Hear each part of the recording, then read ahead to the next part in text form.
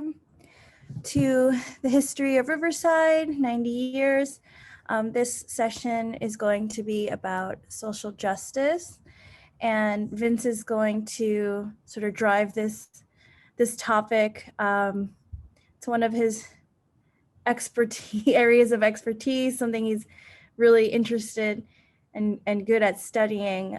So I thought I'd give him the opportunity to tackle this one. So I'm going to mute myself, and Vince, take it away. Hi, everybody. How are you guys doing? Hope you're having a nice weekend. I wanted to, well, I had asked you guys via email to be thinking about what your sort of personal definition of social justice is. And I'd be happy if someone wants to offer, a definition to we could listen to some people first, but I can also just jump in. I lost my view of everybody, so unless there's no hands, I'll move on. But basically, I think Riverside's connections with movements for social justice are so many and so consistent that it would be impossible for me to do in just an hour and a half to actually go through, everything that's ever happened at Riverside related to social justice. So instead, I kind of wanted to walk us through a few revealing events throughout Riverside's history that show us some important things about Riverside's relationship with social justice. And I want to hear from you guys, if you guys, I think especially as we get later into my presentation, some of you may have had personal experiences with these events, and so I'd love to hear from you guys. But social justice is a really complex and contested idea. There's different people have very different ideas about what social justice is and how to achieve it. It's a term that's been used in many different ways. Perhaps the first modern version or description of social justice was by John Stuart Mill in 1861 in Utilitarianism, where, I won't read the whole thing here on the left, but basically he says that there should be equal outcome for equal. There should be equal outcome in society. People who have deserved equally well of us should be treated equally well. That society should treat all equally well who have deserved equally well of it. In short, he's saying essentially justice is putting into action this moral duty that we have to ensure that individuals get what they deserve. And the term came to be used much more commonly in the United States in the late 19th and early 20th century during various fights for labor regulations like the 8-hour workday and the right to join a labor union. And it was actually the definitive use of the term social justice was credited to the International Labor Organization, which was one of the agencies that was built by the League of Nations in the early 20th century and is today still part of the United Nations. And the preamble of the ILO, again, I won't read the whole thing, but part of it's here. But it says, whereas universal and lasting peace can only be established if it is based upon social justice, and whereas conditions of labor exist involving such injustice, hardship, and privation to large numbers of people as to produce unrest so great that the peace and harmony of the world are imperiled. And it goes on to list sort of various things that might cause labor unrest, and it ties labor unrest around the world to a larger project of global peace, and basically suggests that we need to have certain labor rights for everyone in order to prevent sort of various uprisings. There's probably some reference here to the Russian Revolution and trying to avoid future such situations. But from early on, even very early on, not long after the term social justice is used by the International Labor Organization in this way, it's already becomes a contested idea that people are using not necessarily in good faith. The American fascist radio chaplain Father Charles Coughlin, who was a Catholic priest and was in some ways kind of the the supervillain to Fosdick's superhero at the time of the 30s and 40s, and these competitions between more fundamentalist and more modernist preachers on the radio, more progressive and more conservative views. And so Father Charles Coughlin was sort of the far right version to Fosdick's more liberal version on the radio. But Fosdick actually ran a magazine titled Social Justice in the 30s and 40s, which, among other things, published speeches by Joseph Goebbels. It published the Protocols of the Elders of Zion, which is a fabricated anti-Semitic text that purported to show that a cabal of Jewish leaders was going to take over banking and the media. And social justice also helped sort of create and propagate this longstanding myth that Marxism was a ploy by European Jewish intellectuals to subvert American values. Both Protocols and the cultural Marxist myth are still major keystones of the white nationalist and neo-Nazi movement today. So those have these origins in this magazine called Social Justice, which we hold, progressives like us hold this to be, this is our goal, social justice, but different people have used this term and in very different ways than others might use. So all this is to say that social justice has very different meanings to different groups, and that these meanings are at times contradictory, and what the goals and strategies of someone pursuing social justice might be very different depending on the time and place and their historical and political outlook. And so I just wanted to spend some time on that definition. I don't want to belabor the point, but I think it is important that if we want to think critically about Riverside's history of social justice, that we can't view it as just a straight line, or that there's just one group of people who's pursuing social justice, but actually there's like a whole history, is this whole series of pitched battles between opposing viewpoints, and sometimes there's a victory for one side, sometimes there's a victory for the other.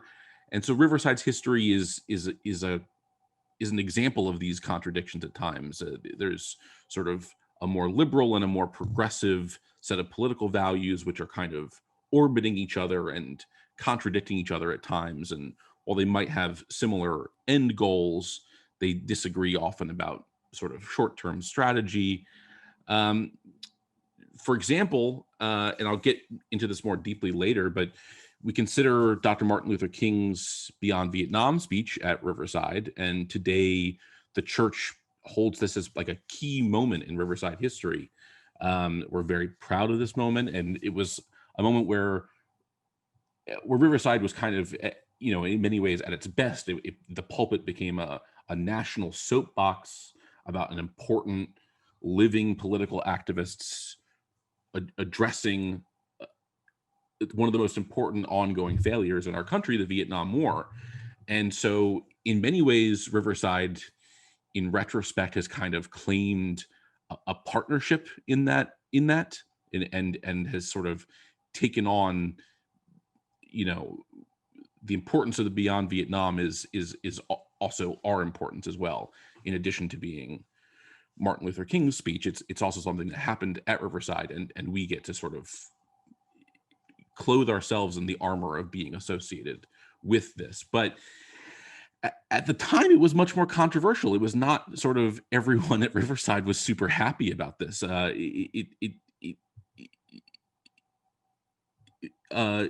was remarkably controversial. And originally, the event wasn't even intended to be held at Riverside. It was only as a favor to the president of the Union Theological Seminary right across the street from us. The president at the time, John C. Bennett, was one of the members of the clergy and laymen concerned about Vietnam, which organized the event. And it was really just as a favor to him that we allowed this event to have at Riverside. So when it was realized it was going to be much too large to hold at UTS, so just sort of as a favor, we let them host it there. And so in the aftermath, there were editorials all over the country. The New York Times, the Washington Post castigated King for the unpatriotic act of questioning the war. And within Riverside, there were many who wanted McCracken, the senior minister at the time, to distance the church and distance himself from King for critiquing the Vietnam War. And it's possible even that this controversy contributed to McCracken leaving just a few months later. So many today would agree with King's assessment that the Vietnam War was a moral and strategic failure, but at the time, there was this tremendous fissure in Riverside's congregation, and that fissure, I think, tells us a lot about the history of movements for social justice. And I think it can be really instructive for thinking about how similar movements have played out at other times, and also how movements now are playing out, and how sort of different ideas about justice and what to do next, sort of these sort of schisms within the church can sort of play out again and again. Before I move on to the next section, did anyone have any questions or thoughts?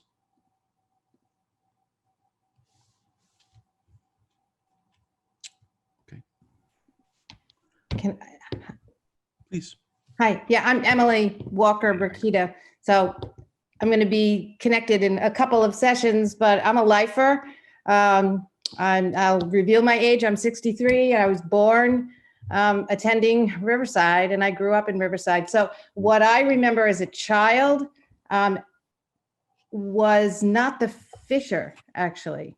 I remember the joy of being free to support this, and my family and my parents, and that it was sort of a minor, his speeches happened, and then they happened, to the world, as you were saying, we sort of owned it after the fact. They were ours, and it happened. And I was a little kid, so the adults and the fissure, was not happening on my level, but it was important. We were being brought up that this was important. Yeah.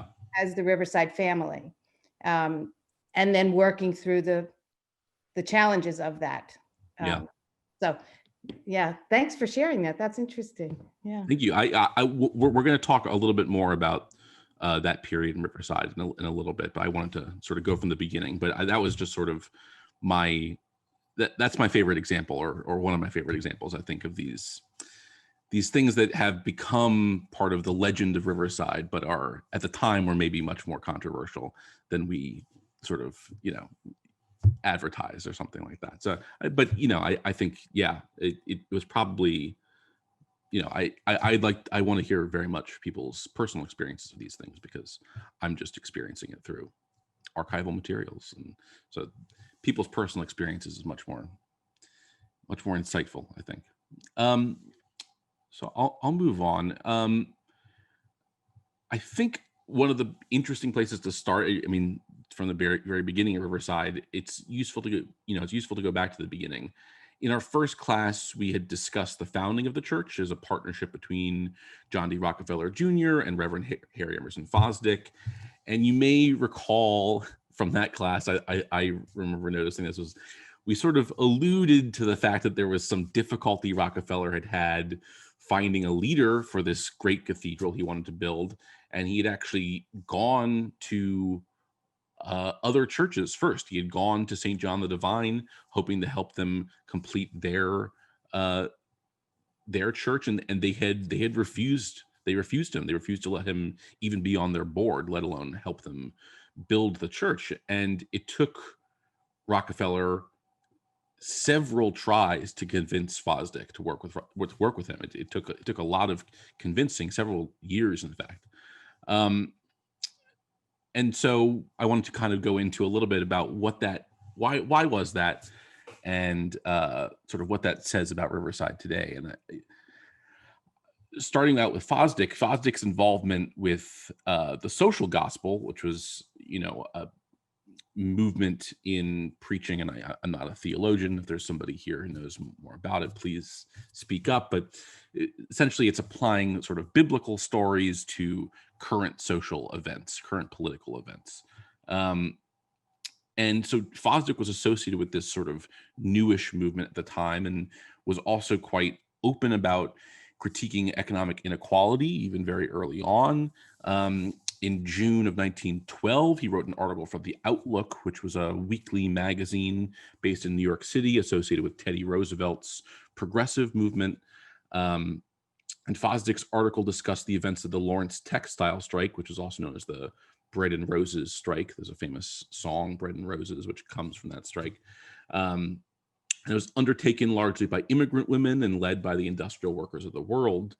And while Fosdick people have critiqued Fosdick in this article for sort of leaving out some of the grosser labor violations that were going on, the labor abuses that the workers were facing, he's very unambiguous in his support of the workers over the bosses, and he's also very approving of the tactics that the International Workers of the World organization used. And one of the lines in the article is that he says that the nobility of France before the revolution could not have been more blind to the situation than some of the Bostonese. He's very sort of open about critiquing the people who aren't siding with the workers in this strike. And so this same year, for some context, in Teddy, as I said, Teddy Roosevelt was associated with this magazine as well. Teddy Roosevelt was running for president that year on the Progressive Party ticket. And one of the sort of key aspects of his platform was the 8-hour workday, which is part of what the Bread and Roses strike was trying to achieve.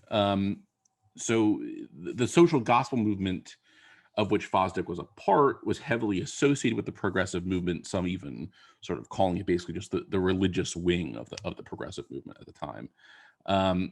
So we can see that early on, Fosdick is paying attention to labor issues, paying attention to sort of current political events, and he's really concerned with sort of the little guy. On the other hand, about the same time, in April 20 of 1914, at a mine owned by the Colorado Fuel and Iron Company, a tent city of around 1,000 striking mine workers in Ludlow, Colorado, was fired upon by guards hired by the Colorado Fuel and Iron Company with support from the Colorado National Guard. And 21 people were killed immediately, including women, including children. The tent city that they had built, these striking miners, was burned to the ground, and all those people's possessions was destroyed. The miners had been striking for recognition of basic rights that they were already supposedly guaranteed, like the 8-hour workday, and the right to choose where to live and which doctor to see, and the right to be paid in cash as opposed to scrip. Among those killed by the gunfire and the subsequent fire was Louis Tikas, the organizer of the strike. And the attack set off days of fighting between mine workers and mine guards across Colorado, and was only halted when President Woodrow Wilson sent in federal troops. And the death toll of the wider Colorado Coalfield War is estimated to be about 200 people. And so the strike ended in December of 1920 with no concessions from Colorado Fuel and Iron. Colorado Fuel and Iron at the time was owned by the Rockefeller family, with John D. Rockefeller Jr. as its president. The Ludlow Massacre, as it's now known, was widely believed at the time to have been directly ordered by John D. Rockefeller Jr. And so there was sort of huge national public outcry and about this. Margaret Sanger, who was the pioneer feminist and the founder of Planned Parenthood, wrote in her publication, The Wimwood Rebel, that year, "But remember Ludlow, remember the men, women, and children who were sacrificed in order that John D. Rockefeller Jr. might continue his noble career of charity and philanthropy as a supporter of the Christian faith." Anarchist Alexander Berkman, who had served time in prison for an attempted assassination of the anti-union industrialist Henry Clay Frick, which many of us may be familiar with the Frick Museum, in 1892, he planned a similar attempt on John D. Rockefeller's life in June of 1914, just after the massacre, 3 months later. And after several weeks of sort of bussing people up to his home in Tarrytown every day to pick it outside of his house, they decided to build a bomb and try to plant it outside of his house. And the attempt was aborted on July 4th, 1914, when the explosive was accidentally set off in an apartment near Lexington and 103rd, leveling the top 3 floors of the apartment building. So the NYPD actually created its first bomb squad in the following weeks in response. And there was a campaign of attempted assassinations with explosives of various industrialists and sort of anti-union, individuals and stuff like that throughout the rest of the summer.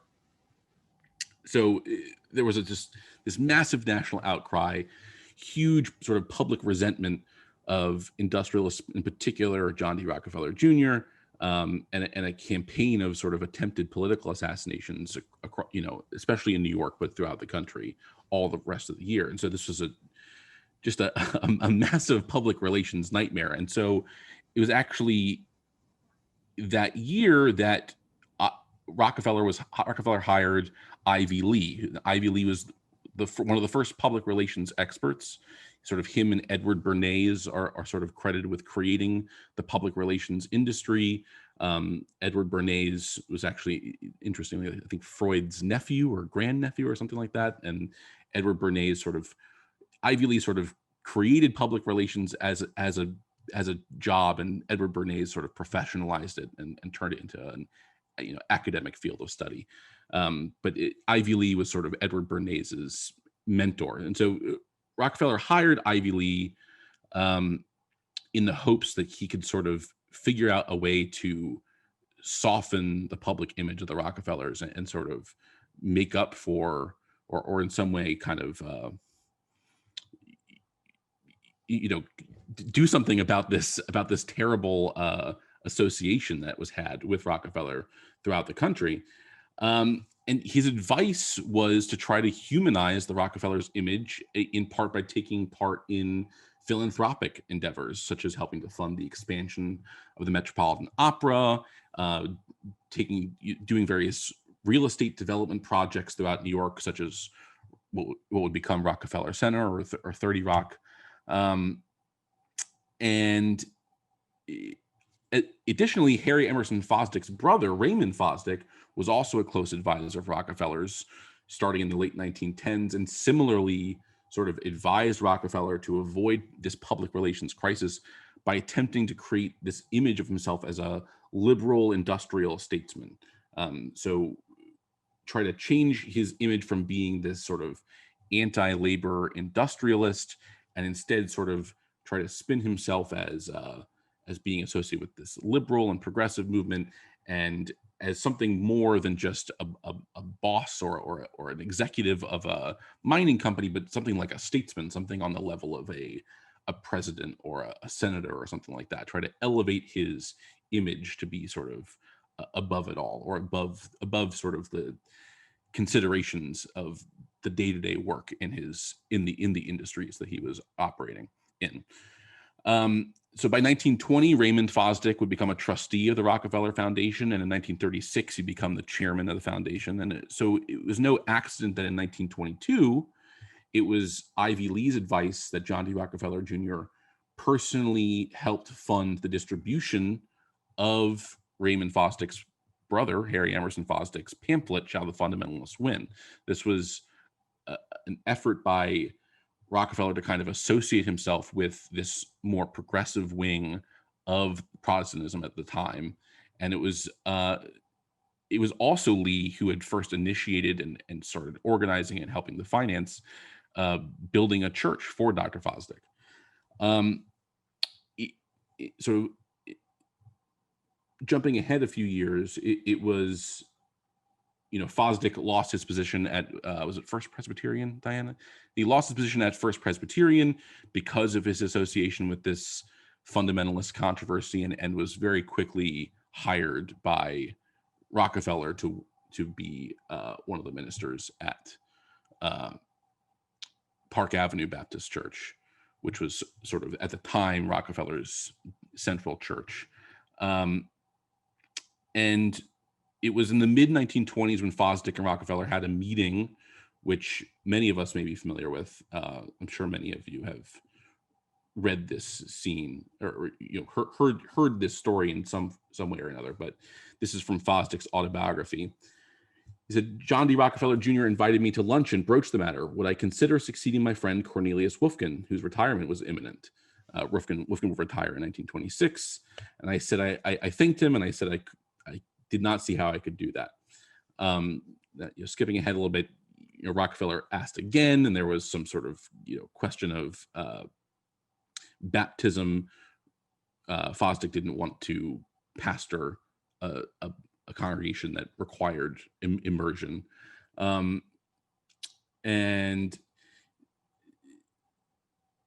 then Rockefeller basically offered, well, what if we don't do that? And he asked whether, Fosdick says, I would still say no. And once more he asked why, and I replied, he still said no. And he was like, well, what if we, still say no. He was once more asked why. He said, Park Avenue Baptist Church isn't like the wealthiest, swankiest neighborhood in the country. I don't want to be sort of associated with this, rich as God image. So Rockefeller inquired, if we moved to another site and built a church, equipped to serve a more metropolitan community, would I be a pastor then? Rockefeller says, well, you just built a church, but I would not become the minister. And Rockefeller asked again, and Fosdick said, because you are too wealthy and I do not want to be known as the pastor of the richest man in the country. Dead silence followed, and he said, I like your frankness, but do you think that more people will criticize you on account of my wealth than will criticize me on account of your theology? So already Rockefeller is sort of, coming to Fosdick and trying to convince him to join him. And Fosdick is very, very reticent because of the association that Rockefeller has, especially considering that, Fosdick's associated with this more social gospel style, and Rockefeller is sort of like the big bad of that viewpoint at the time. So even when Fosdick finally does become the senior minister at Riverside, he's already, this is even before this, there were already butting heads, Rockefeller and Fosdick, over Fosdick's liberalism on industrial relations. And so in 1927, the same year that the cornerstone was laid for Riverside, Rockefeller wrote to Fosdick sort of critiquing his sermon and saying that he wasn't fair to industry. And Fosdick, for his part, was firm. He defended the statements. He was contending that even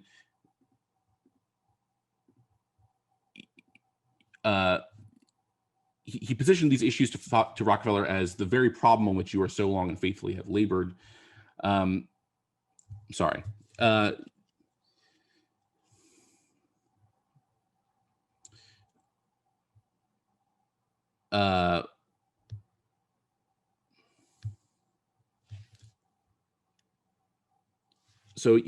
Fosdick was,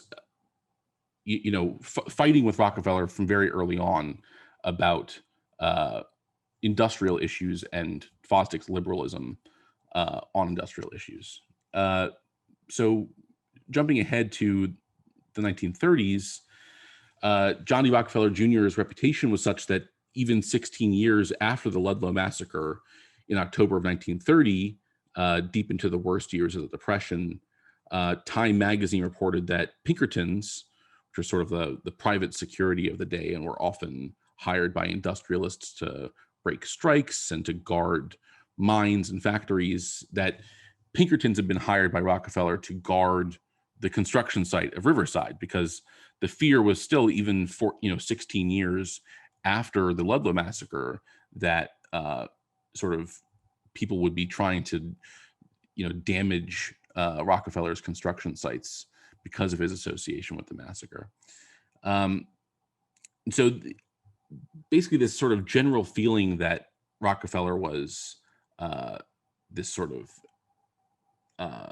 anti-union industrialist led to Fosdick making these really strong demands on Rockefeller in order for him to even agree to pastor the church.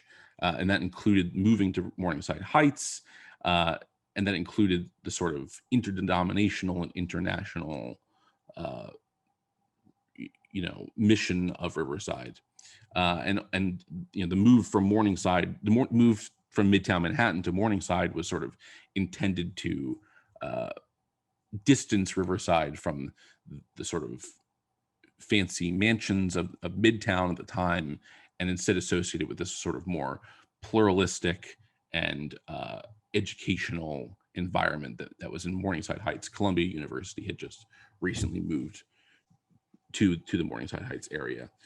But even after Fosdick had already become kind of considered by the general public to be Rockefeller's kind of court cleric, he continued to criticize inequality and industrial capitalism of the time, and saying in 1935 sermon, there's Fosdick and Rockefeller together.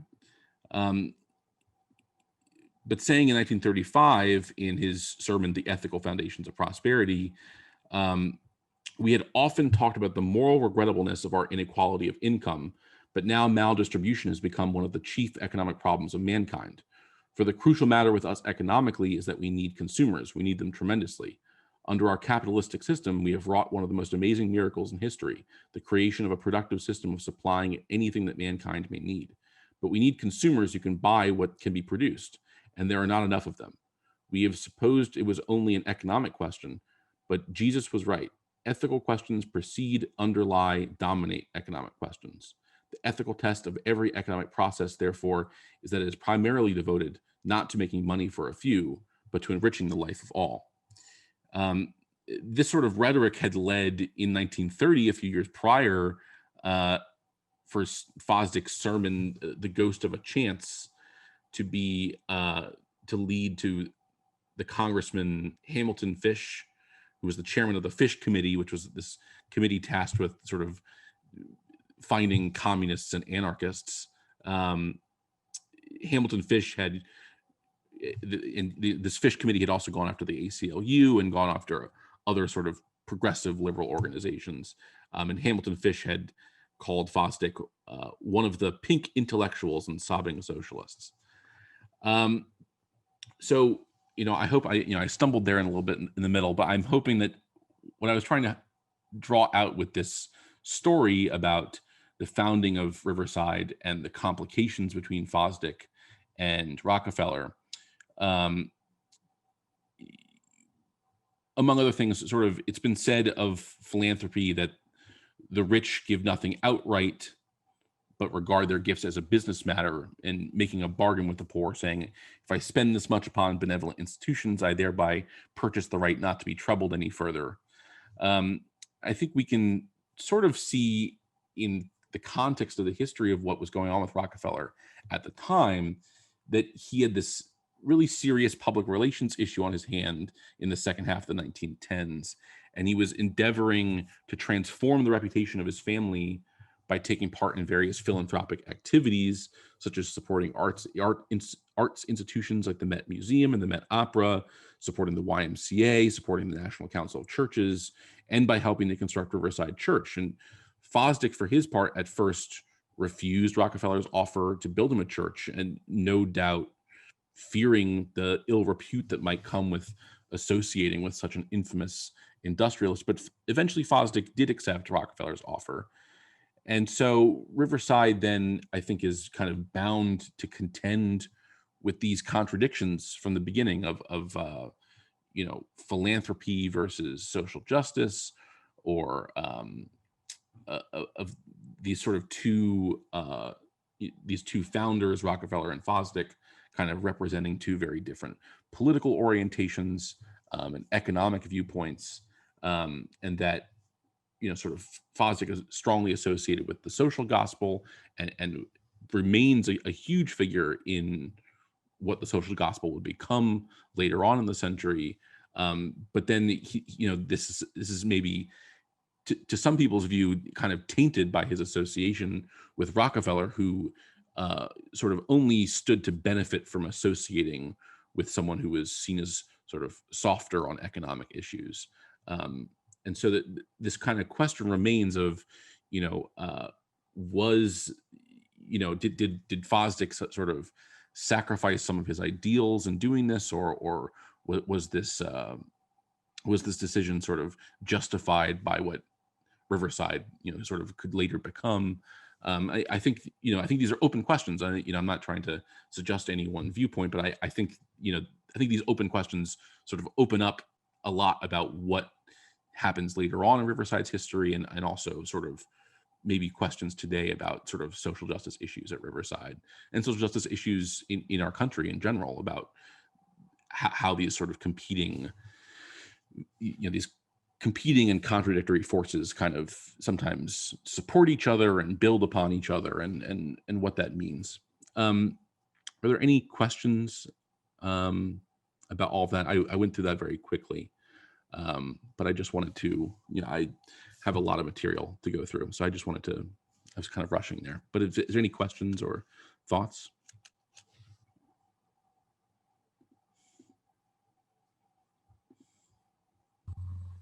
Vince, is that quote, is that Fosdick in that sermon? Which one? The quote about the rich give nothing outright. That's Friedrich Engels, actually. I wasn't going to attribute that one immediately, but yes, that's Friedrich Engels.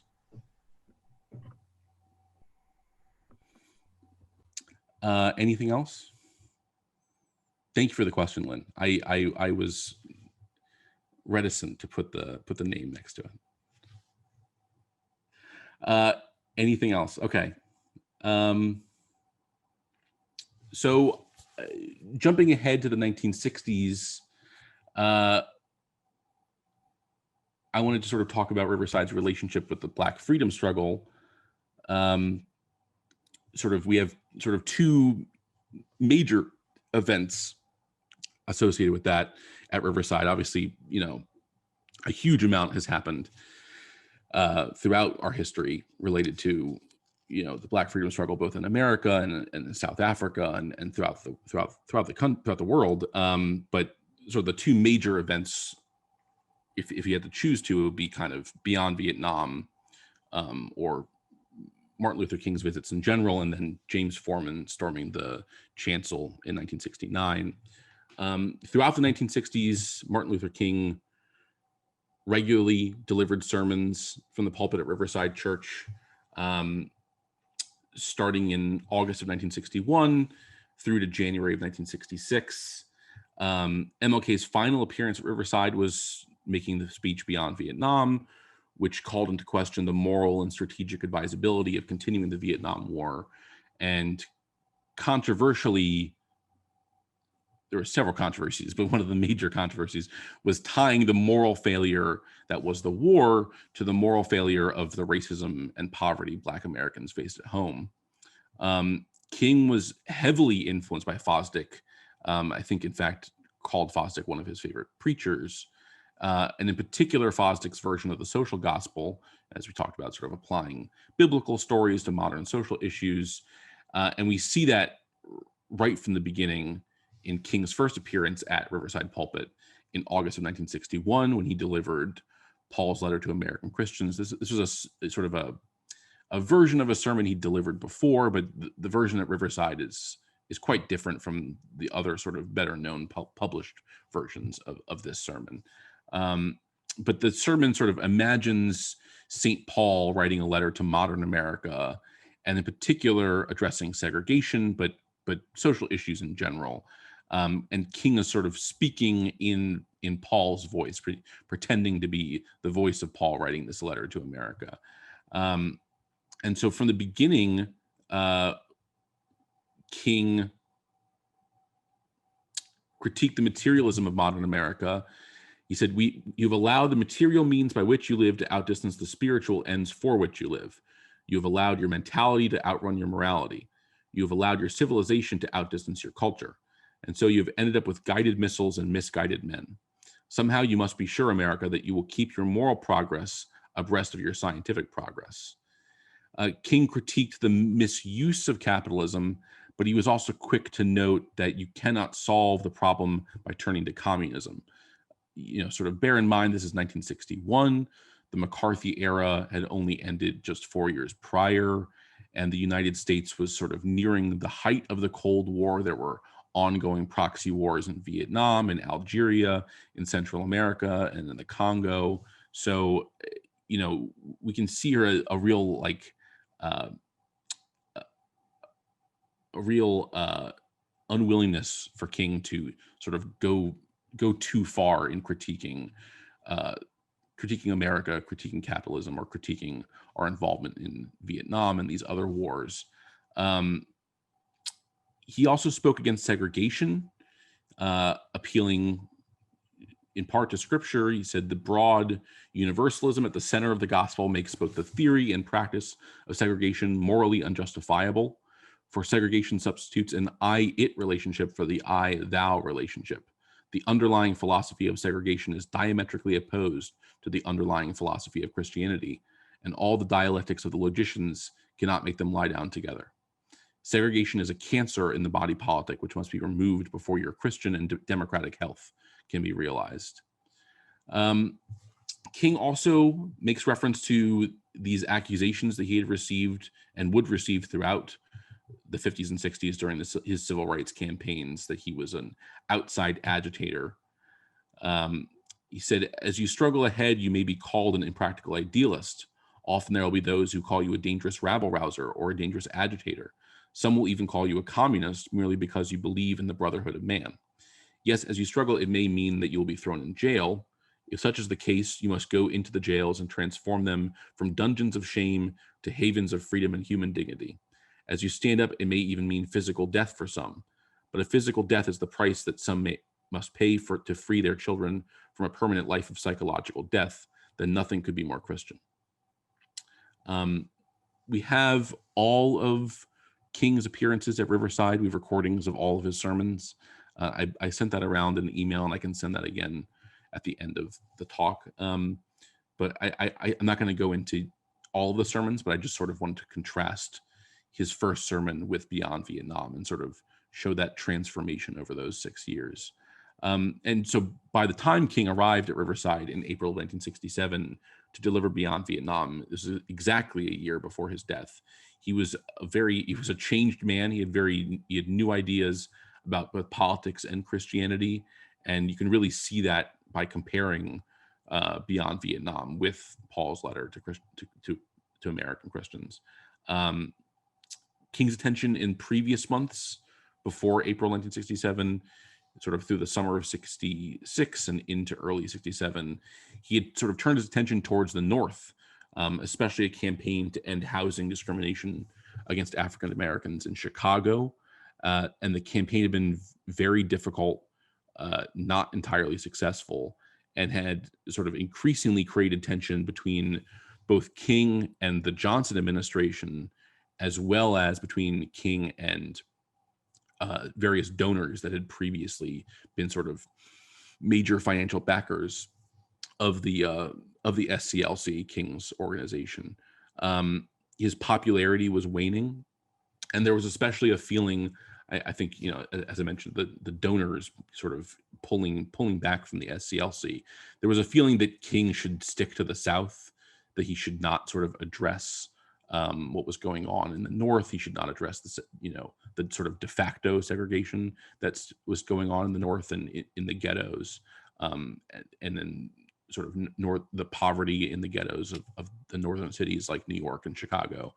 There was a feeling that he shouldn't touch that he should sort of stick to the South and not sort of branch out. So it was at the time in April of 67, as he's leading up to delivering this speech, a lot of people who are his advisors are really strongly against him talking about the Vietnam War at all, because there's already this struggle that he's having to sort of turn the attention to the plight of African Americans in the North. And so for him to sort of add on this extra weight of talking about Vietnam, there were a lot of people in his camp that were, advising him really not to do this. And he, I think fortunately ignored their advice. Going into the text of Beyond Vietnam, here's King at Riverside delivering Beyond Vietnam in April of 1967. Going into the text, he said, there is at the outset a very obvious and almost facile connection between the war in Vietnam and the struggle I and others have been waging in America. A few years ago, there was a shining moment in that struggle. It seemed that as if there was a real promise of hope for the poor, both black and white, through the poverty program. There were experiments, hopes, new beginnings. Then came the buildup in Vietnam, and I watched this program broken and eviscerated as if it were some idle political plaything of a society gone mad on war. And I knew that America would never invest the necessary funds or energies in rehabilitation of its poor so long as adventures like Vietnam continue to draw men and skills and money like some demonic, destructive suction tube. So I was increasingly compelled to see the war as an enemy of the poor and to attack it as such. So King here is referring to the war on poverty legislation, which had been passed in 1964 and 1965, much of which had already begun to be defunded by 1967 in service of continuing the Vietnam War. And tying the war to the civil rights movement and tying the war to this failure, this really early and immediate almost failure of LBJ's Great Society programs, these anti-poverty programs.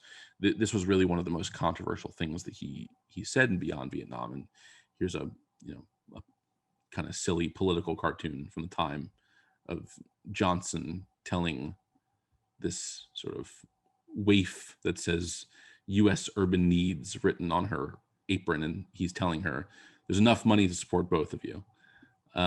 This is kind of the milieu that King is responding to here, of this frustration that LBJ had passed these really wide-reaching anti-poverty programs, and within just a year or two was defunding them in order just to continue this war.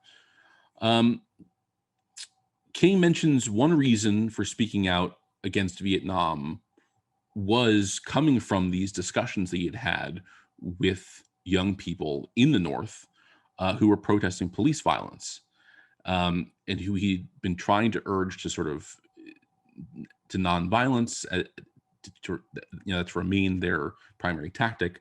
He said, I have tried to offer them my deepest compassion while maintaining my conviction that social change comes most meaningfully through nonviolent action. But they ask, and rightly so, what about Vietnam? They ask if our own nation wasn't using massive doses of violence to solve its problems, to bring about the changes it wanted. Their questions hit home, and I knew I could never again raise my voice against the violence of the oppressed in the ghettos without first having spoken clearly to the greatest purveyor of violence in the world today, my own government.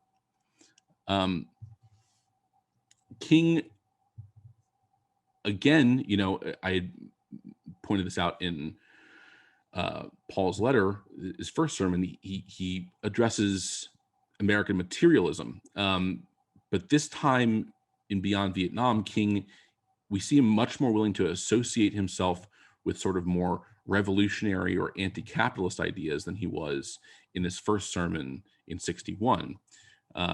He said, in 1957, a sensitive American official overseas said that it seemed to him that our nation was on the wrong side of a world revolution. During the past 10 years, we have seen emerge a pattern of suppression, which has now justified the presence of U.S. military advisors in Venezuela. This need to maintain social stability for our investment accounts for the counter-revolutionary action of America. This need to maintain social stability for our investments accounts for the counter-revolutionary action of American forces in Guatemala. It tells why American helicopters are being used against guerrillas in Cambodia and why American napalm and Green Beret forces have already been active against rebels in Peru. It is with such activity in mind that the words of the late John F. Kennedy come back to haunt us. 5 years ago, he said, "Those who make peaceful revolution impossible will make violent revolution inevitable." Increasingly, by choice or by accident, this is the role our nation has taken. The role of those who make peaceful revolution impossible by refusing to give up the privileges and the pleasures that come from the immense profits of overseas investments. I'm convinced that if we are to get on the right side of the world revolution, we as a nation must undergo a radical revolution of values. We must rapidly begin the shift from a thing-oriented society to a person-oriented society, when machines and computers, profit motives, and property rights are considered more important than people. The giant triplets of racism, extreme materialism, and militarism are incapable of being conquered. So here, King pulls no punches in tying together American materialism with the continued American military suppression of revolutionary groups abroad. And we can see that this is like a real shift in rhetoric from in 1961, when he really has to sort of, anytime he's even mildly critical of American materialism, he has to kind of couch this he has to sort of bracket it by saying, oh, I'm also an anti-communist. I'm also against revolution. But by 1967, this rhetoric has really changed, even though he's saying some very similar things. You know, he uses this thing-oriented society to a person-oriented society. He uses that little phrase, but he's deploying it in quite a different way now.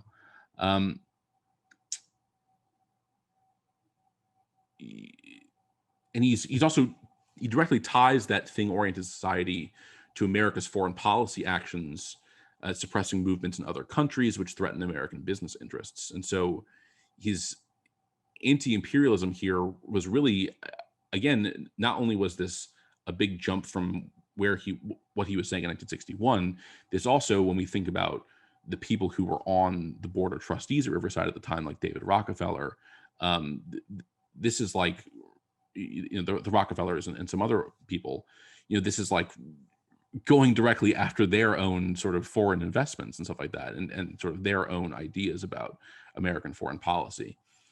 Another one of the things which was immediately controversial in King's speech was his recommendation that young men opposed to the war become conscientious objectors. He had said, I think the time has come for those of us who feel that this war is immoral and unjust to advise young men of the alternative to the draft, which is as on the basis of this Selective Service Act, and that is to serve as a conscientious objector. He said, you know, I think this is absolutely necessary. He also said, now I also mentioned the fact that we are not only caught up in a situation where I feel we're wrong in Vietnam, but if there are not some changes in our national direction and character, we're going to be in several more wars like this. There are many potential Vietnams in Latin America and in Africa and in other places in Asia.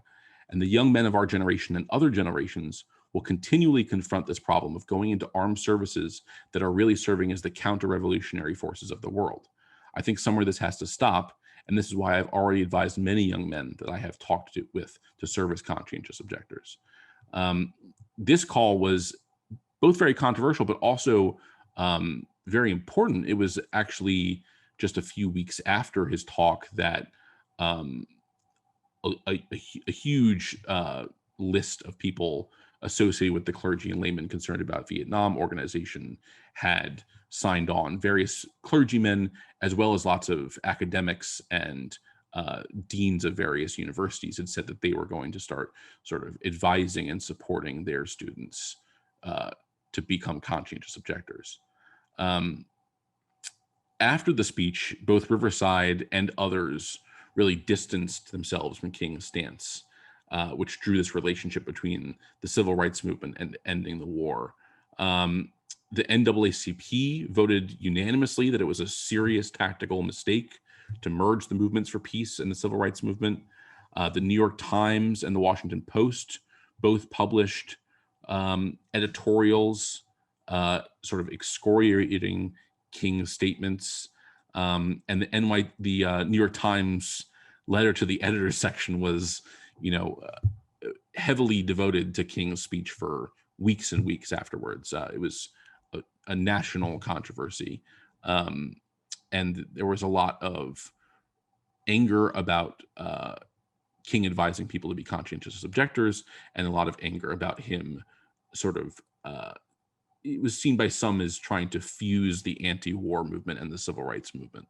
And there was frustration on all sides about that, including, even as I said, the NAACP felt that this was a massive tactical error to try to fuse these two movements.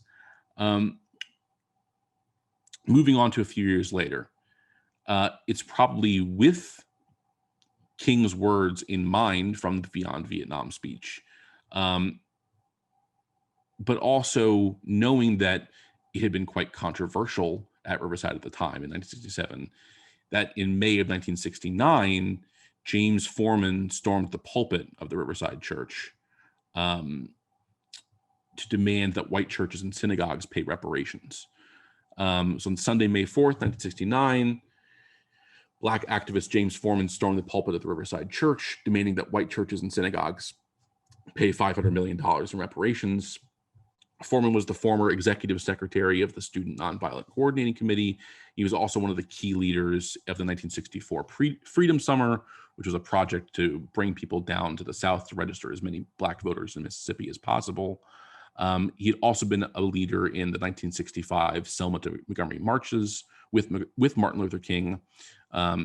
Those were famously we see newsreels of it all the time of, infamously put down with billy clubs and tear gas on the Edmund Pettus Bridge, and that event is now known as Bloody Sunday.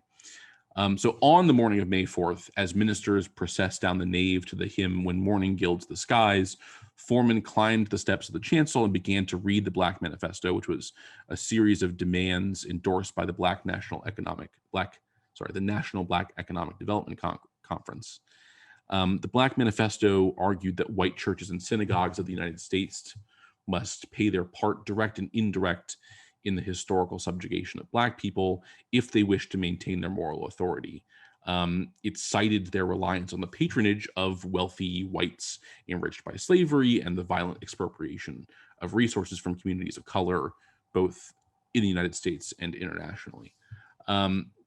But before Forman could sort of begin to explain the reason for the service interruption, the organist drowned out his words with the hymn "May Jesus Christ Be Praised," as the preaching minister, Reverend Ernest Campbell, led a silent walkout of the majority of the congregation.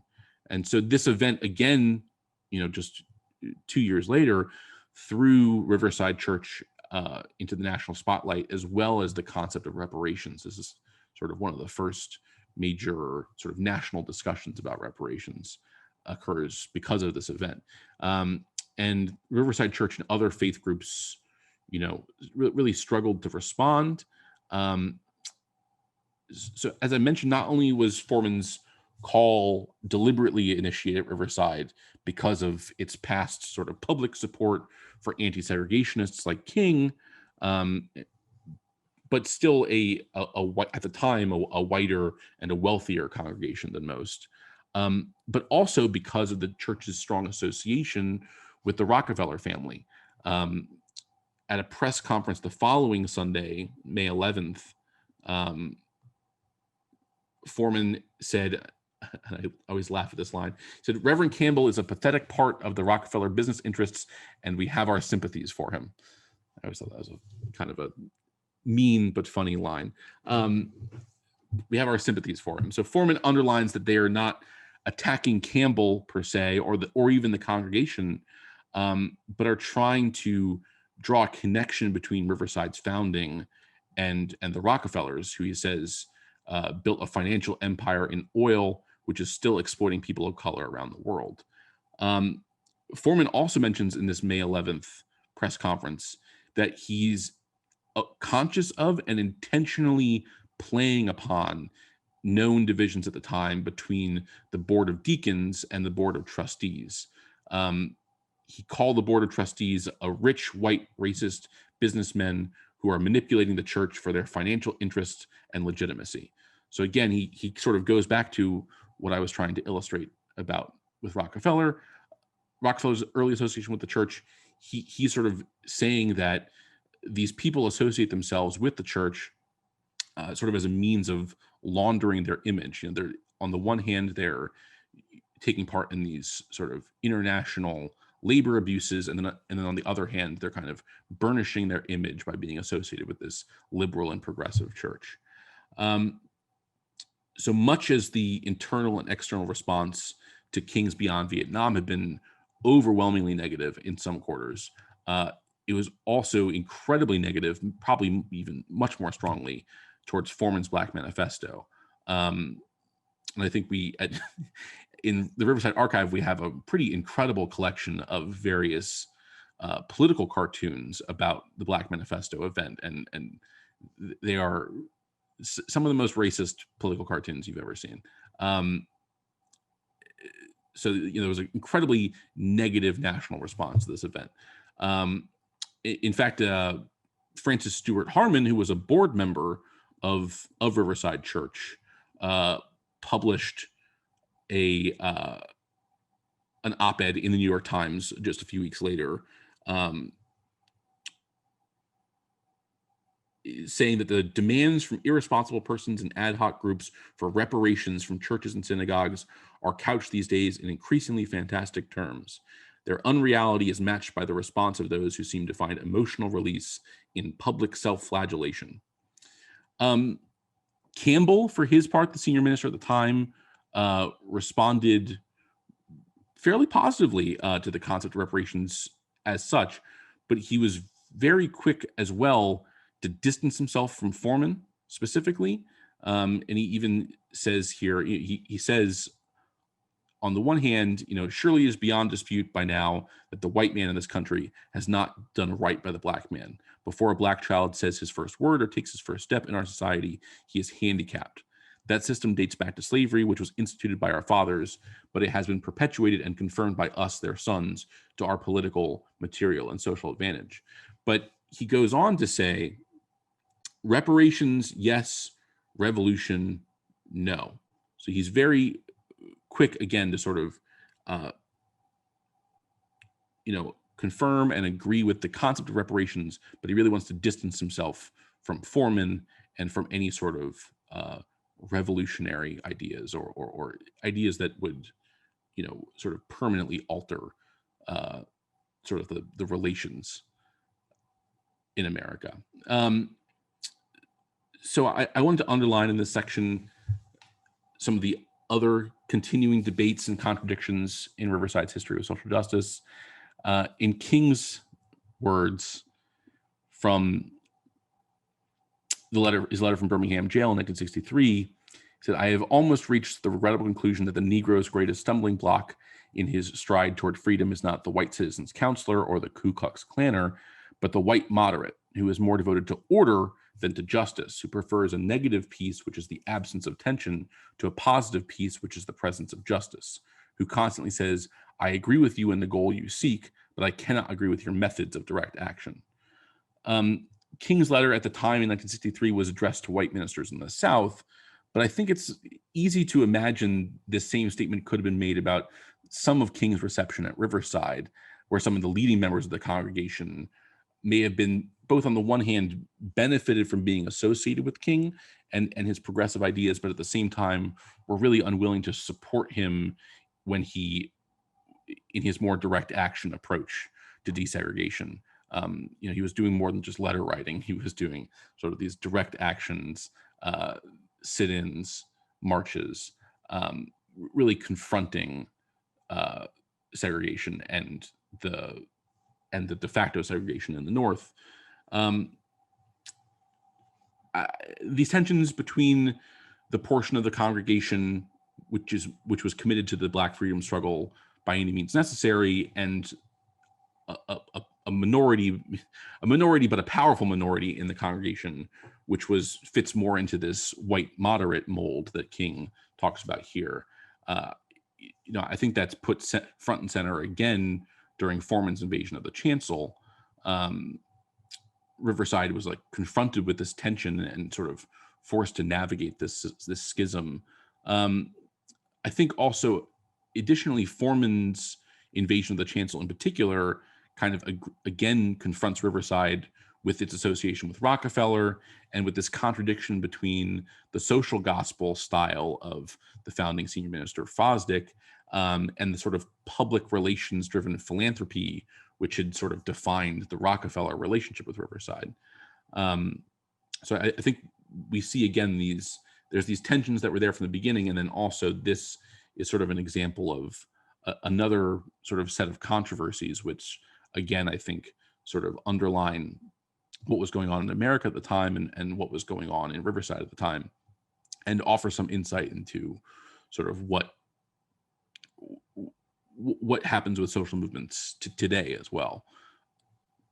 Are there any questions or thoughts about that section?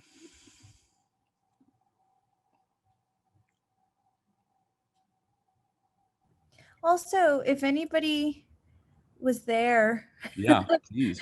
please share. Please share what it was like. That Yeah. would be amazing. I mean, we have the audio. Yes. We don't have video. There is video of Beyond Vietnam that we do not own. It's extremely expensive to get. Who owns it again? I forget. CBS, I think. CBS. So it's super expensive. It was in the recent Spike Lee movie, right? At the documentary at the end, there's a little bit of it of that. Yeah, it's in several things recently. It's in the recent Spike Lee movie, the Five Bloods. And it's also apparently, I haven't seen it yet, but it's apparently at the beginning or in part of that new movie about the Chicago 7 that's on Netflix, the Aaron Sorkin movie. Apparently it's also used in that. It's been used a lot recently. Yeah. So yeah, if anyone was there or heard any of his, I should know this number. What is it, 6 or 7 times he spoke? I believe 6. it's 5 or 6. Yes. Okay. Please share. I see a couple of hands raised. So Penelope, if you want to share, and then Emily, we can, yeah. So just please unmute yourself and go ahead. Yeah, I wasn't there at Riverside, but I was at the University of Chicago when King was in Chicago for that campaign. And it was very unsuccessful. It was really, there was a lot of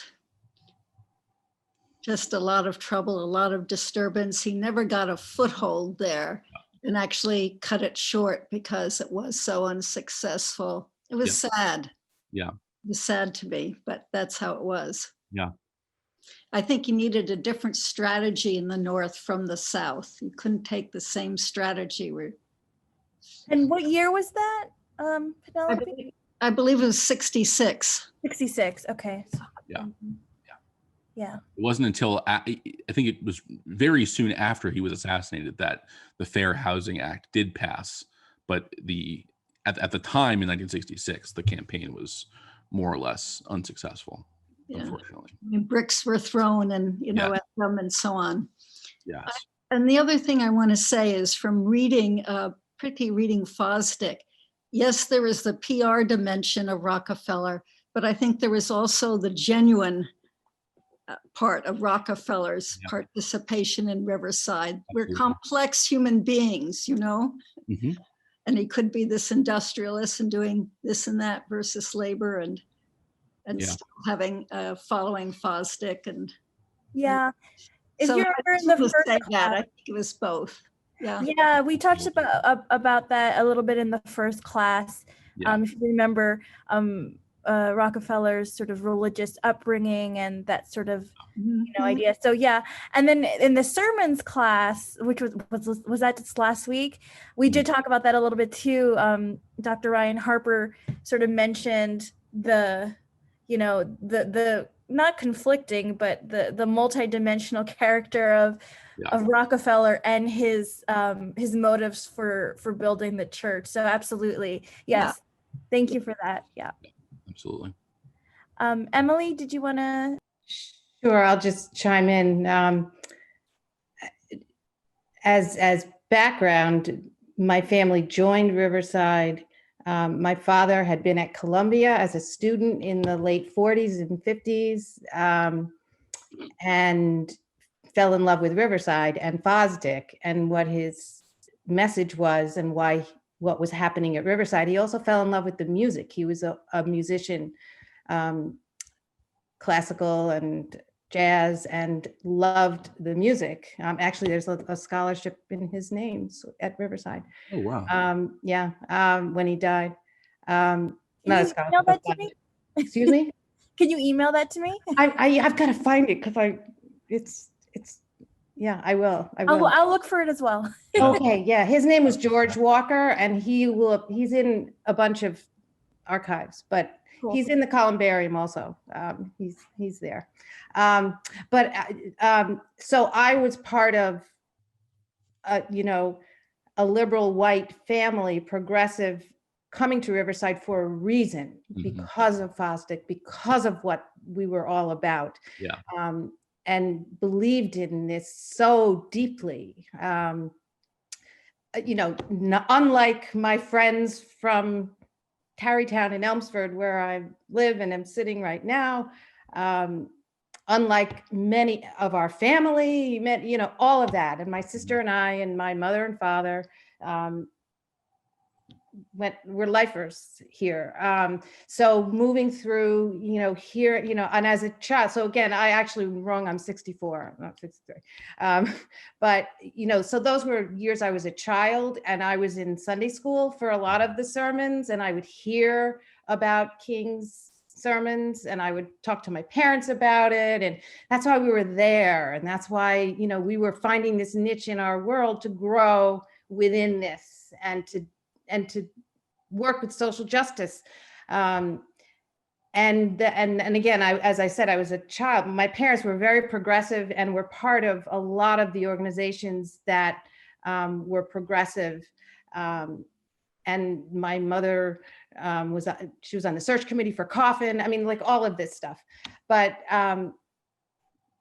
I remember, talking about it in Sunday school. I remember all of that and coming back and forth and understanding that the grownups and the, and being part of the white population at Riverside, knowing that there were many families and, that this other history was there. I also grew up in Botanical Hills, which is the Rockefeller home. He donated the land for my little public school. I kind of grew up with Rockefellers and understood the social justice nature of the family and understood what Penelope was referring to, that other side of him. So all of this was happening as I was sort of growing, but I was sitting in church when Foreman stormed the, it is bringing back, I'm emotional about the moment. Because, and we were sitting up in the second balcony because my father always wanted to sit up in the second balcony because the music is better up there and you can hear better. And it was, so we were always in the second balcony. And I remember the moment, it's so vividly. And I remember everyone leaving. I remember my parents, I remember feeling very unsafe as a child. It was a scary moment because it was so un-Riverside. And it was so scary because we believed in, like the message and just what you were saying, Campbell, and as you articulated, that was great. It was an interesting way of framing it because I didn't feel that he was, and I was 12, or 13. I felt unsafe. And I remember that because there were so many mixed feelings about what was happening at the moment. And when had anyone ever stormed our chancel? How did that, what was happening and what would happen next? And we were in the middle of riots. We were in the middle of, Columbia in our lives. There was a lot of unsafety in terms of how people were reacting. And so I remember that. And I remember my father saying, I think we need to leave. I think we need to go home. And as everyone, and that as he was saying that, and we were going to the elevator to go down, and I remember everybody started coming out, and it was people didn't, just as you're describing, all these mixed conversations, this mix, like, okay, we need to leave. And I think we decided to leave right before whether there was that moment of we're all leaving or not. I just remember the crowds. I just remember all of us going. And then of course, all the conversations afterward. But as a person who was sort of processing it, and I was thinking like, I get what he's saying, but he shouldn't have done it that way. It was sort of that youthful processing of it, which then led to lots of other processing as a congregation and, all sorts of things. We actually have a box in the archive that is just devoted to reactions from the congregation and from folks, I guess, around the nation, writing letters and having these mixed feelings. So a lot of folks, a lot of the arguments were, okay, this wasn't the place to do it during worship. It's a sacred moment. It's a sacred service. shouldn't do it there. And then the others were like, no, this was the best time to do it. So there's a lot of conflicting viewpoints. And it was it's just so interesting to go through the archival material. And because that's as close as we can get to it. But having you tell us is amazing that you were there and you remember that, and that your feeling of unsafety is actually really quite interesting. I did not get that from the archival material. Like people might have felt that way. So thank you for sharing that. Sure. Excuse me, Emily, how old were you at the time? I was 12. Okay, thanks so much. Yeah. Thank you. So Linda Lewis, you have your hand raised if you'd like to make a comment. Thank you, Emily, for sharing that. That's amazing. I was not there for the Foreman episode, but I was there for Beyond Vietnam. I was in the middle of a 3-year search for a new church, but something kept drawing me to Riverside. I never could figure that out. The music, the people, and one sign I had, God, please give me a sign. My former high school teacher, Hilda Webster, if you look her up in the archives, I'm sure she's in there. I met her there on that Sunday. Wow. And she said, you're going to join Riverside, you're going to do the B's and P's, you're going to I went, you know. But anyway, the attitudes had changed such. There was a lot of looking around. There were a lot of side eyes in 1967, as opposed to getting up when Foreman came and then walking out. You could, Riverside, I think, was a little more polite then, but you could feel the tension in the building when Dr. King gave that speech. Yeah. He could give the same speech today and he'd be perfectly right. Yeah, absolutely. He's perfect. He would be perfectly right. But I happened to have been there on that particular Sunday. That's amazing. And it was like people were looking around. Why is he saying this? But it wasn't the outright. I'm quite sure you can find some letters in the archives that would talk about that. Yeah. As well. Yeah. Reactions to that. But I was my mom and I were in the building that day. Yeah. Wow. Yes, we have stacks and stacks of letters to the senior ministers, but for both events, for Beyond Vietnam and for Foreman. There was actually a bomb threat against Riverside following the Foreman event, and it was all kinds of controversy. It was very, very extreme, especially after Foreman. I think, even though there was. I think, as you say, Linda, the politeness shift, isn't it? Even though it's only 2 years, there's a real difference in the level of politeness about the negative response. People were negative about King, but they were not insulting King per se. I mean, they had the looks and they had the side eyes, but they sat there. Yeah, it's a quieter. Yes. It was a quieter revolt, as it were. Exactly. Yeah, and I think especially as I mentioned before, we have just reams and reams of these like political cartoons of Foreman, and it's just 2 years later, but the extremity of the sort of negativity about it is really kind of galling today. Incredible.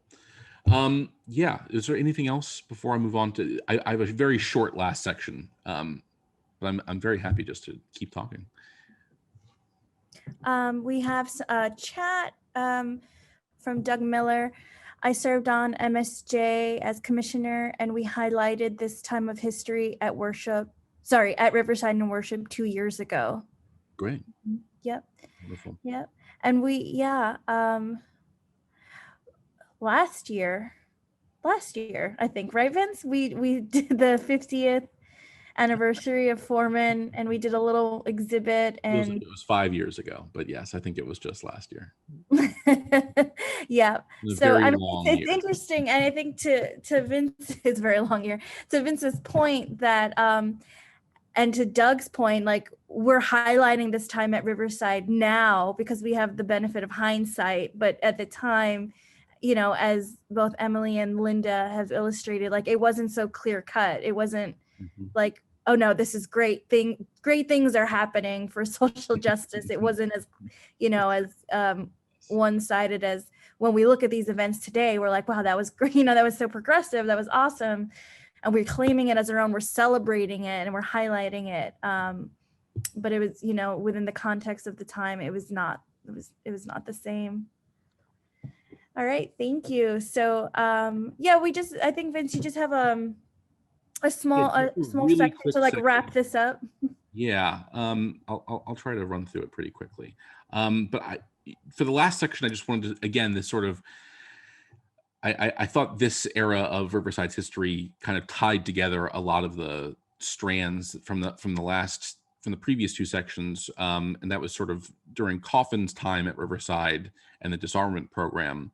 As I said, there's a whole host of things that even during Coffin's time, Maranatha, the sanctuary program, there's so much social justice history here at Riverside. It would be kind of impossible to go through each and every event. But specifically, I thought that Coffin's disarmament program was interesting in the context of the last two sections. And so William Sloane Coffin was called to lead Riverside in November of 1977. Among other things, Coffin had been arrested during the Freedom Rides in 1961 to register voters in the South.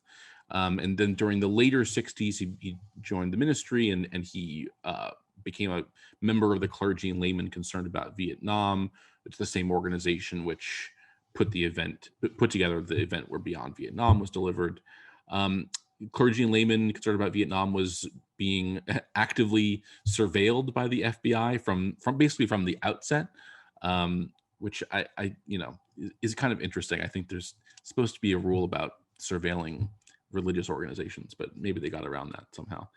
In 1968, Coffin was by then the chaplain at Yale and kind of had a notoriety for being very early in advising his students at Yale to become conscientious objectors.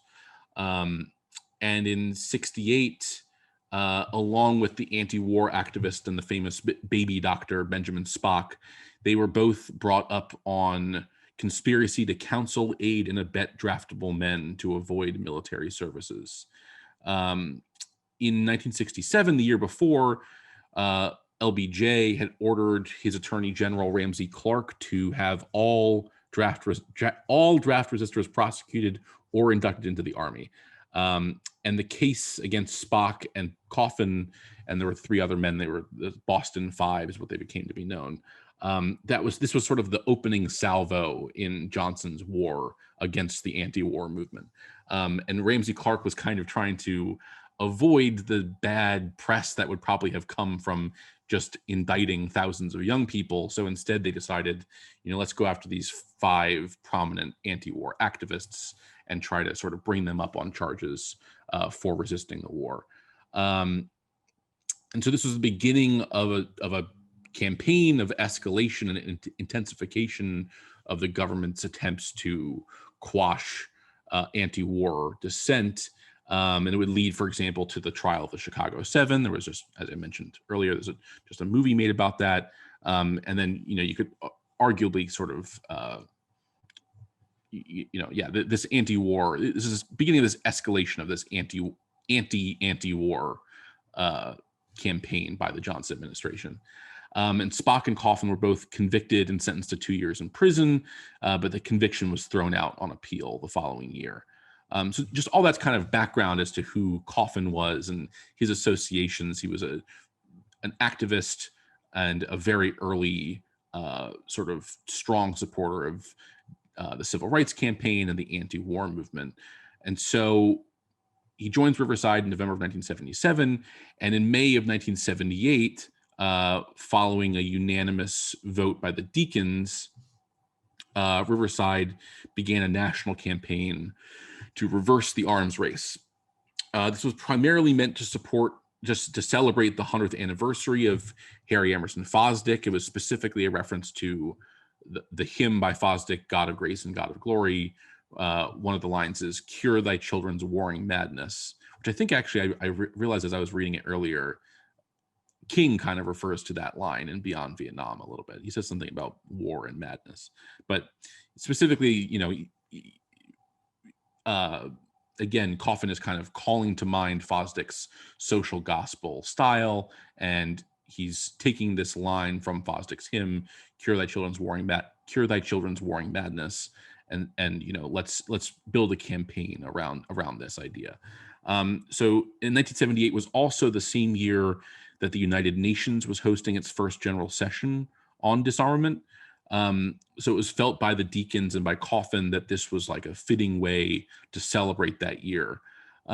It's also worth recalling that this was just 3 years after the fall of Saigon and the sort of effective end of the Vietnam War, and so it was felt by many in the anti-war movement that it now had to kind of reform and rebuild itself into a movement that could provide relief to countries affected by war and to sort of attempt to prevent new wars. So the hope was to, you know, recall that in Beyond Vietnam, King had predicted that there would be other Vietnams in Central America and Africa and elsewhere if the sort of Vietnam War machine was not dismantled. And so the sentiment in 1978 was trying to reorient the anti-war movement against Vietnam into sort of a longer-term campaign against war in general and against nuclear arms, and to kind of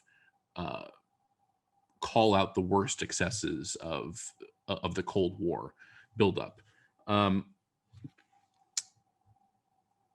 Coffin also, you know, I put this in here. I don't know if you guys are familiar with Doonesbury as a political cartoon, popular in the 70s and 80s. And actually Coffin was the inspiration for one of the characters in it. I think Gary Trudeau, who writes Doonesbury, had been at Yale at the same time as Coffin, and apparently seemed to kind of resent him in some way. I don't know if they had some run-in or something like that. But, you know, the view by some, Gary Trudeau among them, was that Coffin kind of associated with these progressive causes more as a means of kind of seeming like hip to young people and less out of personal conviction. In my studying of it, that doesn't strike me as very truthy, but that was certainly some of the public sentiment held that view, that this was like Coffin mainly held these views as like kind of as a public relations stunt for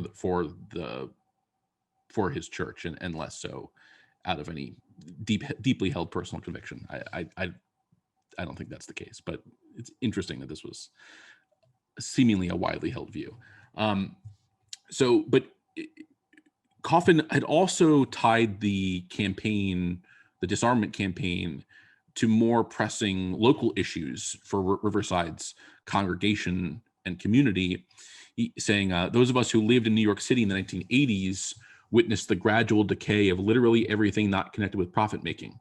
Churches and synagogues could open shelters for the homeless, food pantries for the hungry, but as charity is no substitute for justice, there was little we could do to stem the growth of blighted neighborhoods where families and school systems were falling apart, drugs and guns flourishing. It was no mystery why so many people across the country were hungry and homeless. Preoccupation with external threats had led to gross neglect of internal reforms. Americans were destroying from within what presumably they were trying to protect from without. There was a growing consciousness at this time that Vietnam, as well as Korea and other wars, had effectively been proxy wars in the larger Cold War. Attempts by powers like the U.S. to prevent the growth and international support of the communist powers like the USSR and China. And as the 70s and 80s progressed, these sorts of proxy wars would continue to expand and multiply, and increasingly did not have any sort of major strenuous opposition or a huge organized anti-war movement in the same way that there had been in the 60s with Vietnam. You could attribute this to many things, probably most likely that, the fact that the draft didn't exist. So the draft had been reduced or ended. So there was not as much a direct threat to every man in America was under threat of having to be sent to Vietnam, and not so much in these sort of later proxy wars for the Cold War in the 70s and 80s. Coffin sort of specifically notes this too as being part of his interest in this disarmament campaign, saying, as clear as the relationship of disarmament to development was that of the Cold War to U.S. intervention in Grenada, Nicaragua, and El Salvador. In the 80s, President Reagan saw not only that evil empire in the Soviet Union, but a communist under every Central American Bush. So the structure of the disarmament program kind of reflected these two tracks that Coffin was referring to, both sort of the local community congregation level, as well as this like sort of grander international level of why this disarmament campaign was so important and valuable. On the one hand, they sponsored sort of scholarships, they sponsored studies done of disarmament. They held international conferences yearly, but they also sold T-shirts. They sold songbooks for children. They made posters that were distributed sort of throughout the city. There was sort of lots of local efforts to kind of engage the Riverside congregation, the Riverside community, and New York City into kind of thinking about, how does this sort of constant war buildup affect your local life? And in addition, putting that in the context of this broader international context of ongoing wars elsewhere outside of the United States. And the disarmament program arguably reached its apotheosis in January of 1987 with a visit of Oliver Tambo of the African National Congress to deliver the keynote address for the Disarmament Conference. Tambo was a close associate of Nelson Mandela's, and Tambo predicted the fall of apartheid and the rise of a non-racial democracy in South Africa. And it was only a few short years later that Mandela would finally be released from prison. And one of the first things he did was come to Riverside. And in his speech at Riverside, he specifically thanks the congregation for hosting Tambo. So this association too that we have with us, between us and Nelson Mandela, is kind of forged by Coffin's disarmament campaign and this invitation to have Oliver Tambo come speak at the disarmament conference. And Coffin would eventually leave Riverside at the end of 1987, the same year Oliver Tambo visited, to continue working full-time on disarmament causes. So again, I wanted to kind of draw here, again, some of these controversies and these themes that we're seeing throughout these things of Riverside's relationship to the international community. Again, Coffin has this sort of much more willingness than we've seen in previous senior ministers to kind of be associated with radicalism, and especially in his sort of vocal support of left-wing groups in Latin America, is really kind of like pushing the envelope and moving beyond kind of being a part of the establishment or church and kind of trying to really push this radical direction.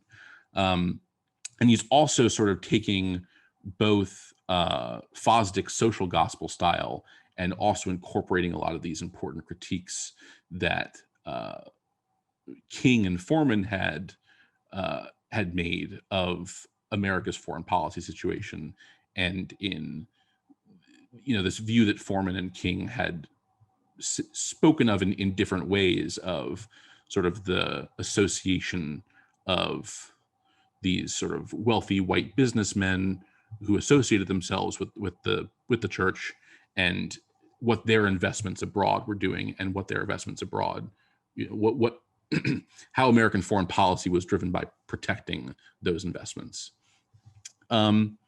Yeah, so that's basically what I have. I would love to hear. I'm sure some of you were here or involved in disarmament in some ways, and I would love to know more. I didn't have a ton of material to go through.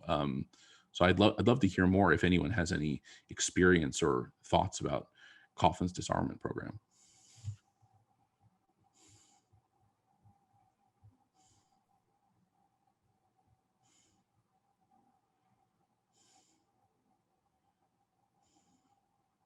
We lost the audio. Can you hear me now?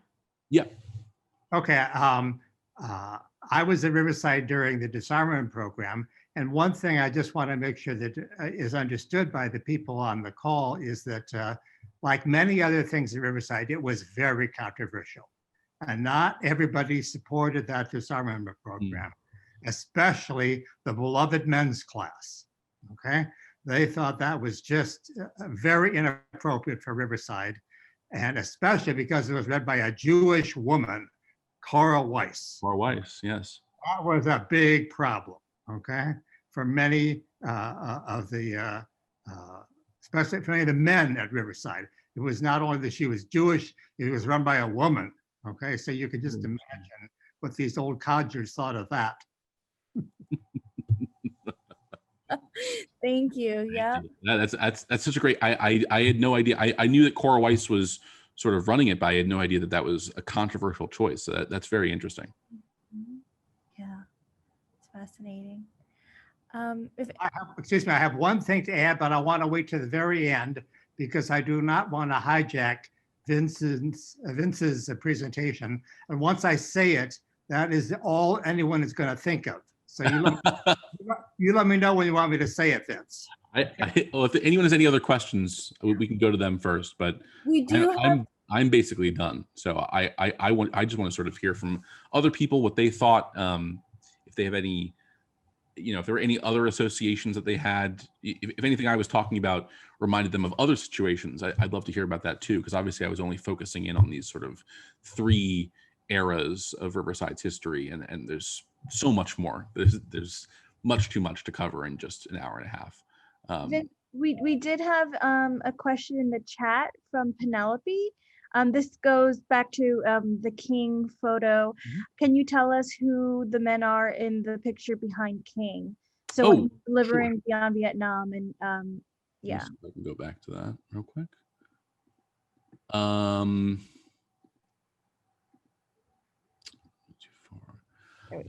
From the left, I believe it is Rabbi Abraham Joshua Heschel.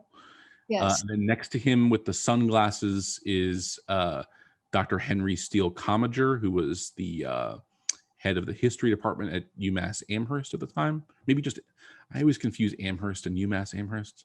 I think it was UMass Amherst, but I could be wrong. And then on the far right is John C. Bennett, the president of Union Theological Seminary at the time. Okay. Thanks. No problem. And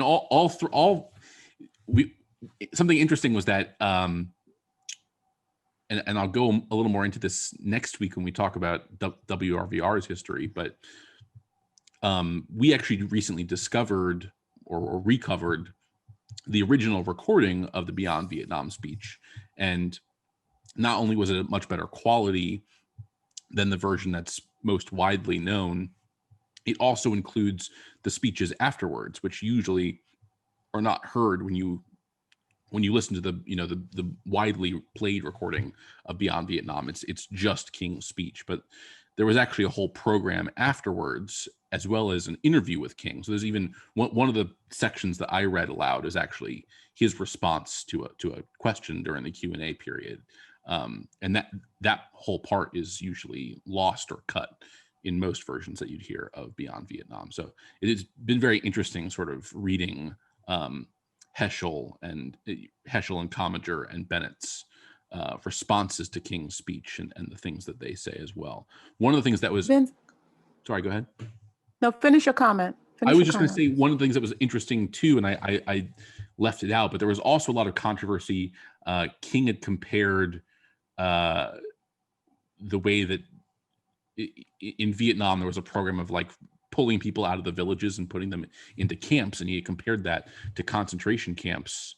And there was a huge amount of controversy in the Jewish community about that comparison.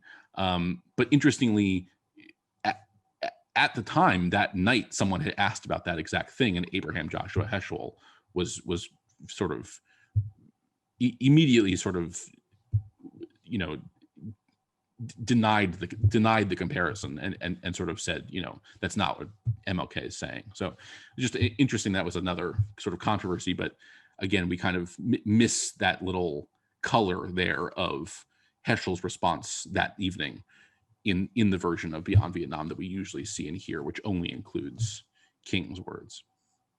Sorry, go ahead, Penelope. Vince, what I wanted to ask, someone said to me just as recently as last night that the space had been rented.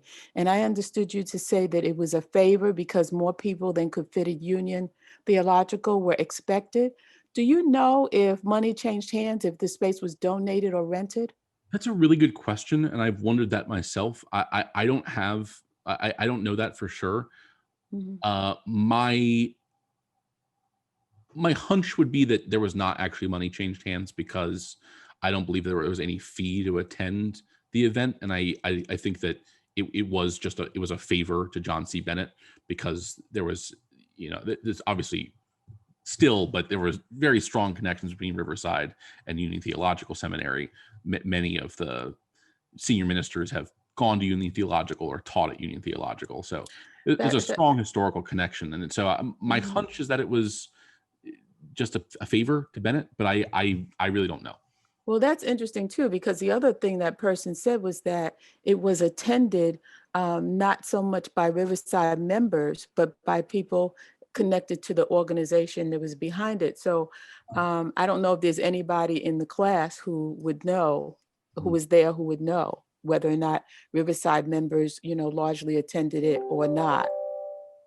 Our Vince, I think our from the records, it seems that that Lynette, you're correct, that it wasn't like a widely attended Riverside event. And John, if you have any comments or any clarifications you want to make, please do say something. But I think that that's correct, that it was sort of like a closed event, and that Riversiders weren't weren't pouring in.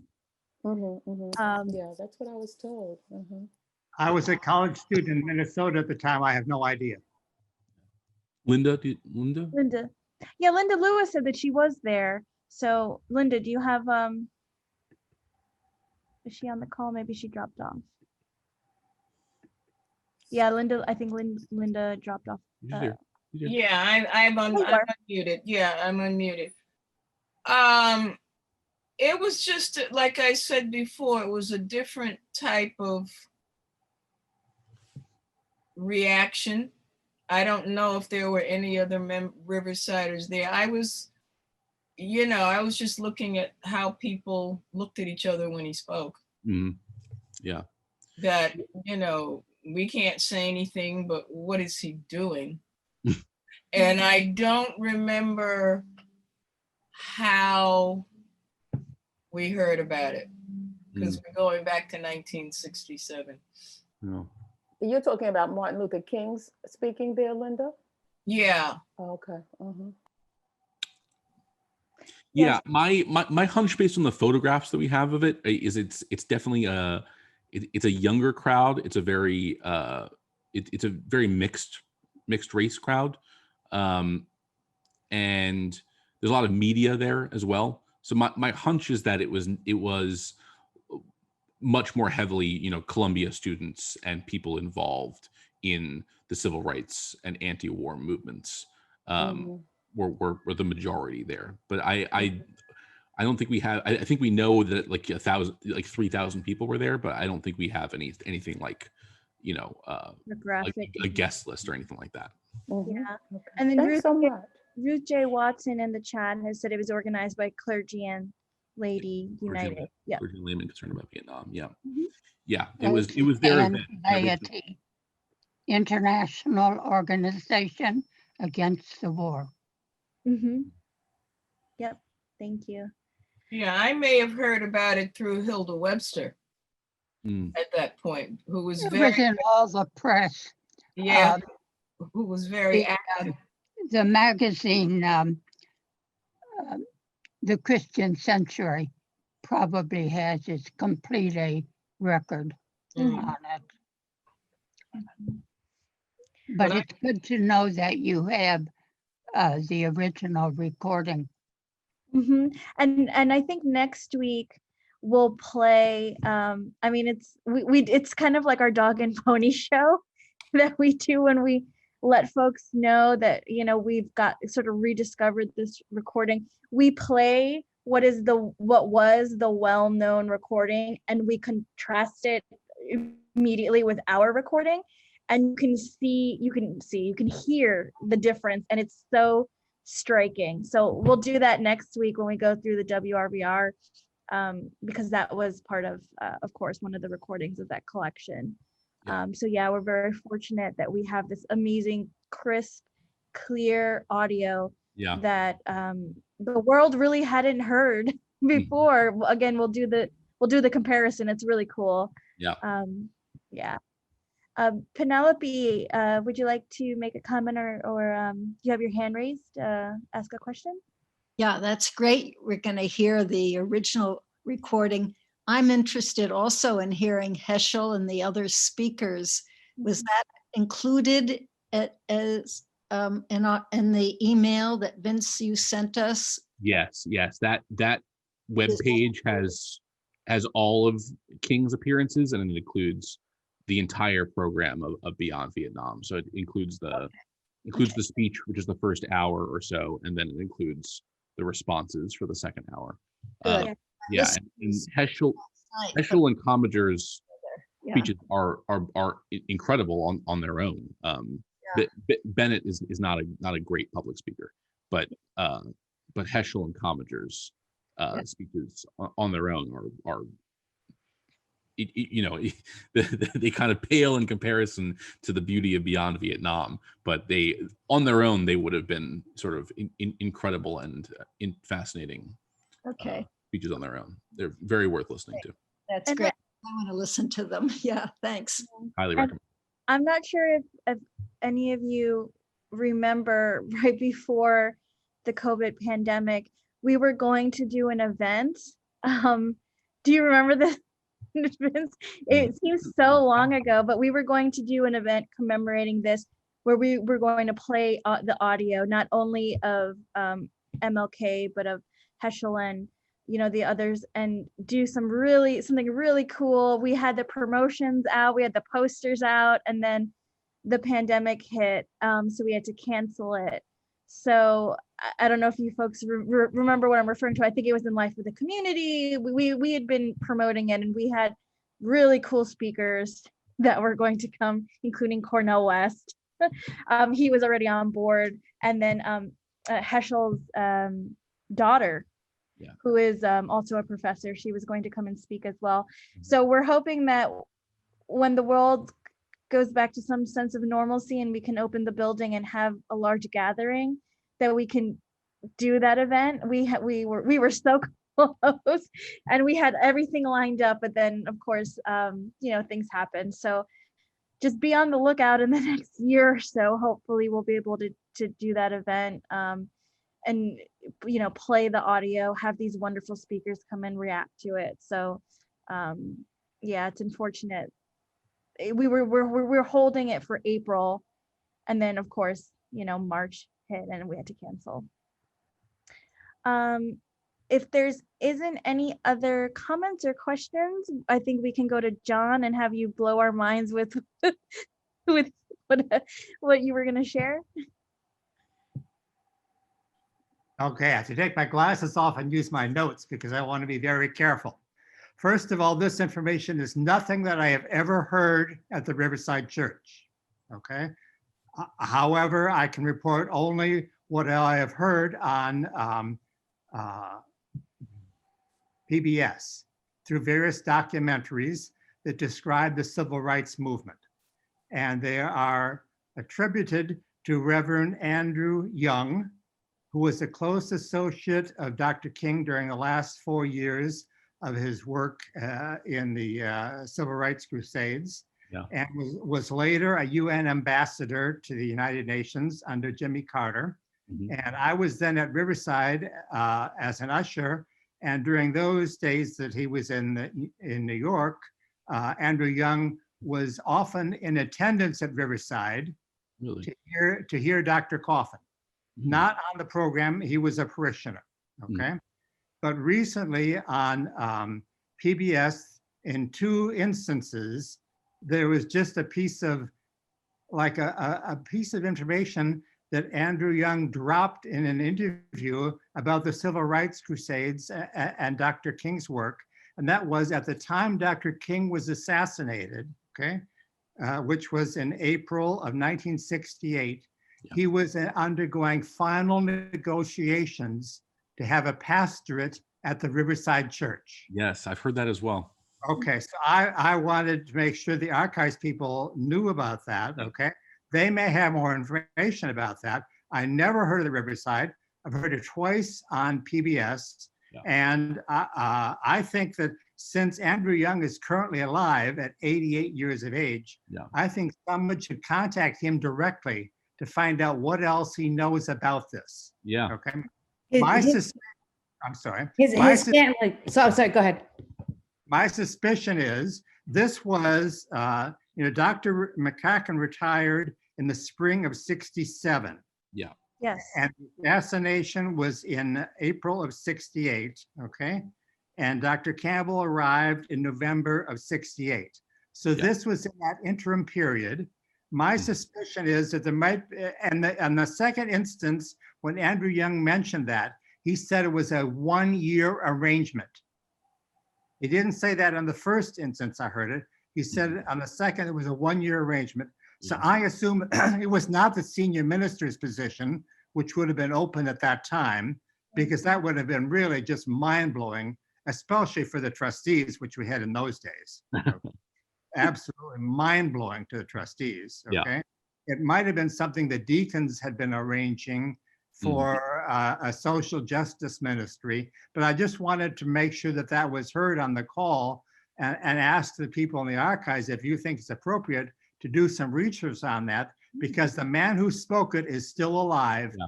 We can find out what he knows. Yeah. Yes. Thank you. I think Vince and I I've never seen it in the archive, like written anywhere, any documentation. I've heard it, like sort of like a rumor kind of thing. But yeah, we'll definitely look into that. That's also, really. I believe they also. I was going to bring it up before, but another film that the Beyond Vietnam film, the first time I saw the Beyond Vietnam, the film of it, which is it's only the first, like it's not the entire thing. It's only part of it, but they show a little bit of it in the documentary that's on HBO called King in the Wilderness, which is about sort of King's last year and covers that Chicago campaign I mentioned, and then sort of the lead up to Beyond Vietnam, and then sort of it covers sort of his last 2 years before his assassination, and that is mentioned in that film as well, John, that he loved Riverside and had sort of been in maybe not official negotiations, but had been talking to people about wanting to take a pastorate there at some point. But yeah, I'm not certain if, I have not seen a lot of solid information or proof of that in the archive or anything like that. But we'll look into it and we'll try to contact him. Maybe Michael. We do have. We're also in touch with Clarence Jones, who was one of the co-writers of several of King's speeches and was also a close associate later on, in addition to Andrew Young. Yeah, I can be in touch. Andrew Young's family was also members, and I grew up with the kids. So the DePore family, that's his sister was the DePores. So Laddie and Lynn were my friends. We grew up together and are still friends of the family. So let me see what I can do. I'll see if I can. That would be awesome. Because they may know, they may not know, but. That would be awesome. Thank you. Yeah, any lead would be great. Yeah, this is this is interesting. We have from Ruth J. Watson, the 1 year reference that John made suggests that it was consideration as interim senior minister, but those considerations were very private. That would be my guess as well. Yeah. That's possible as well. Yeah. We have a lot of, so John, you mentioned it would be the Board of Deacons. We have a lot of Board of Deacons papers that we can look through, because I would imagine archivally it might be there. That would be in a lot of the administrative papers, but yeah, we'll definitely take a look. Thank you. And if we can contact him, why not? Let's do it. Yeah. Yeah. Awesome. Okay, so thanks again for going the distance with us. Yeah. We always try to do like 1 hour and a half, but we somehow always make it to 2 hours. But Yes. we're really grateful for your participation and the discussion. So thanks again for going with us to 3 today. Next week, we'll talk about WRVR. We'll send you again via email some recordings that you can listen to in addition to the ones that we did for King this week. And that one will talk a lot about the project that we've been doing, which is the digitization of the WRVR collection. That's what Vince has been doing for the past, I don't know, 2 years? Something like that. Year and a half, something like that. He's been managing that project. So we'll delve into that. That'll be a fun one. There'll be a lot of audio. If you have any questions, just email us or let us know. And thank you. And have a great rest of the day. Thank you guys. Thank you very much. Bye. Take care. Thank you.